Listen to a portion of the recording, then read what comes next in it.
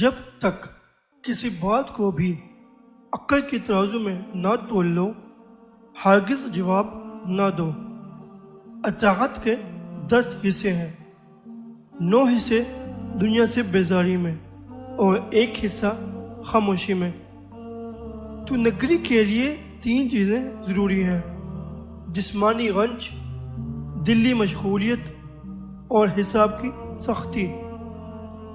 عقل مند وہ ہے جو خود دنیا کو چھوڑ دے قبل اس کے کہ دنیا اسے کنارہ کرے۔ خلیفہ ہارون رشید نے فرمایا، تو چشمہ ہے، تیری رعایا کے اعمال نہریں ہیں۔ اگر چشمہ صاف نہ ہو تو نہریں بھی صاف نہ ہوں گی۔ احسان کرنے والے کو خاموش رہنا چاہیے، لیکن جس پر کیا گیا اسے ضرور بولنا چاہیے۔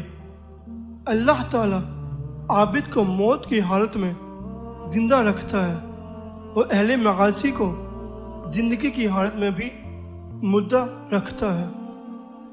جو شخص خدا تعالیٰ پر اعتماد کرتا ہے اس کی روزی اور نیک خوئی زیادہ ہوتی ہے اور اس کا تن من سخی ہوتا ہے۔ اس کی عبادت میں وسوسے کا دخل نہیں ہوتا۔ جو شخص مصیبت میں فریاد کرتا ہے وہ ایسا ہے کہ جیسے اس نے نیزہ پکڑا ہوا ہے اور وہ حق تعالیٰ سے جنگ کرتا ہے۔